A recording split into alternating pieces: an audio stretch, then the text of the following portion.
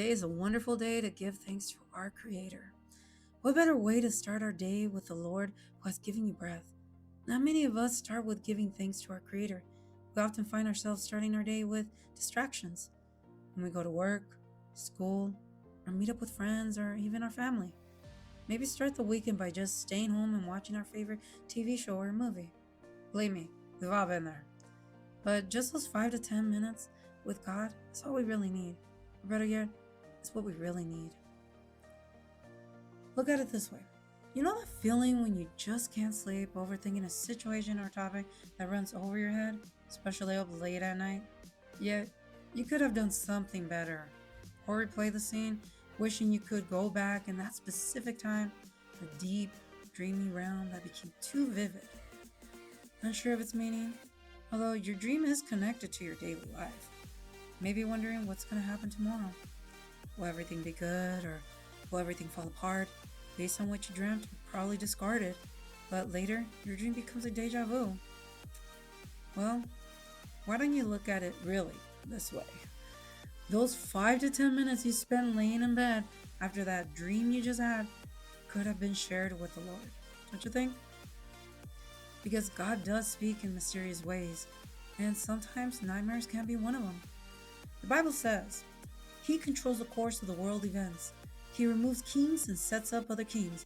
He gives wisdom to the wise and knowledge to the scholars.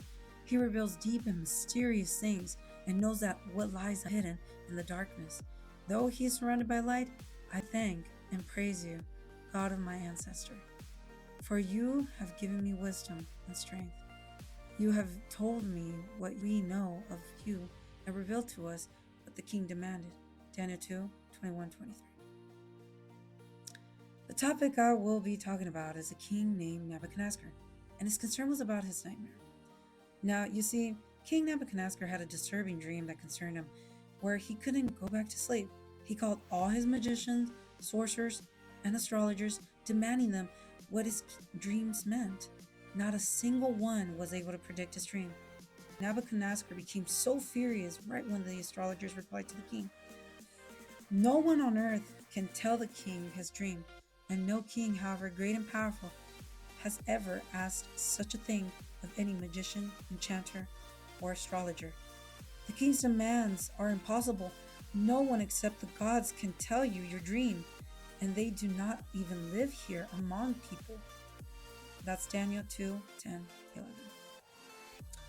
Because King Nebuchadnezzar had rage, he ordered an execution to all the wise men, which includes Daniel and his friends. Arch, who was the commander of the king's guard, was leading to kill Daniel and his friends. When Arch, the commander of the king's guard, came to kill them, Daniel handled the situation with wisdom and discretion. He asked Arch, "Why has the king issued such a harsh decree?" So Arch told him all what had happened. It's Daniel 2:14-15. As soon as Daniel heard about the commission, he quickly went at once to speak to the king and requested more time to tell him about his dream. Daniel quickly got home, telling his friends, Hanani, Mishael, and Azariah, what the king had ordered. And so Daniel urged his friends to ask the God of heaven. He urged them to ask the God of heaven to show them his mercy by telling them the secret, so they will not be executed along with the other wise men or Babylon. That night the secret was revealed to Daniel in a vision. Then Daniel praised the God of heaven. He said, "Praise the name of God forever and ever, for he has all wisdom and power." Daniel 2:18-20. Daniel went to see Nebuchadnezzar's guard Arch. Daniel said to him, "Don't kill the wise man. Take me to the king and I will tell him the meaning of his dream." Arch quickly took Daniel to the king and said, "I have found one of the captives from Judah who will tell the king and the meaning of his dream." It's Daniel 2:24-25. So there you have it. Daniel told King Nebuchadnezzar his dream, and these were the words. So Daniel replied to the king, "There are no wise men, enchanters, magicians, or fortune tellers who can reveal the king's secret, but there is a God in heaven who reveals secrets, and he has shown King Nebuchadnezzar what will happen in the future. Now, I will tell you your dream and the vision you saw as you lay on your bed." That's Daniel 2:27-28. In your vision, your majesty, you saw standing before you a huge shining statue of a man. It was a frightening sight. The head of the statue was made of fine gold. Its chest and arms were silver. Its belly and thighs were bronze. Its legs were iron, and its feet were a combination of iron and baked clay. As you watched, a rock was cut from a mountain, but not by human hands. It struck the feet of iron and clay, smashing them to bits. The whole statue was crushed into small pieces of iron, clay, bronze, silver, and gold. Then the wind blew them away without a trace, like chaff on a threshing floor. But the rock that knocked the statue down became a great mountain that covered the whole earth. Daniel 2:29-36. And there you have it. Daniel told the king his dream. Although he told what the king had dreamed, he also had interpreted the dream. And this is his interpretation. Your Majesty, you are the greatest of kings. The God of heaven has given you sovereignty, power, strength, and honor. He has made you the ruler over all the inhabited world and has put even the wild animals and birds under your control. You are the head of gold. But after your kingdom comes to an end, another kingdom inferior to yours will rise to take your place. After the kingdom has fallen, yet a third kingdom, represented by bronze, will rise to rule the world. Following that kingdom, there will be a fourth one, as strong as iron. That kingdom will smash and crush all previous empires, just as iron smashes and crushes everything it strikes.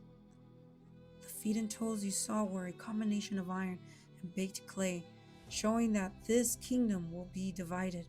Like iron mixed with clay, it will have some of the strength of iron. But while some parts of it will be as strong as iron, other parts will be as weak as clay. This mixture of iron and clay also shows that these kingdoms will try to strengthen themselves by forming alliances with each other through intermarriage, but they will not hold together, just as iron and clay do not mix. During the reigns of those kings, the God of heaven will set up a kingdom that will never be destroyed or conquered. It will crush all these kingdoms into nothingness, and it will stand forever. That is the meaning of the rock cut from the mountain. Though not by human hands, that crushed to pieces the statue of iron, bronze, clay, silver, and gold. The great God was showing the king what had happened in the future. The dream is true, and its meaning is certain. That's Daniel 2:37-45. And so King Nebuchadnezzar fell on the floor, offering sacrifice and sweet incense before King David. The king said to Daniel, "Truly, your God, is the greatest of gods, the Lord over kings, a revealer of mysterious. For you have been able to reveal the secret." Then the king appointed Daniel to a high position and gave him many valuable gifts.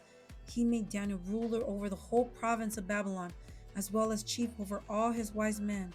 That's Daniel 2:47-48. And so, that's the end of the story from the book of Daniel. Thank you all, and you guys all have a blessed day or a blessed night. God bless you all. Thanks for watching King God. Please subscribe and turn on notifications so you don't miss any updates. Don't forget to follow us on Facebook, TikTok, and YouTube. God bless you all.